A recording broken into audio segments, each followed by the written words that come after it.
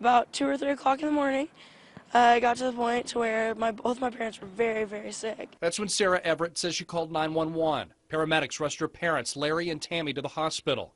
Her father died before arriving. Her mother was taken to intensive care. That man was my best friend, and it really sucks.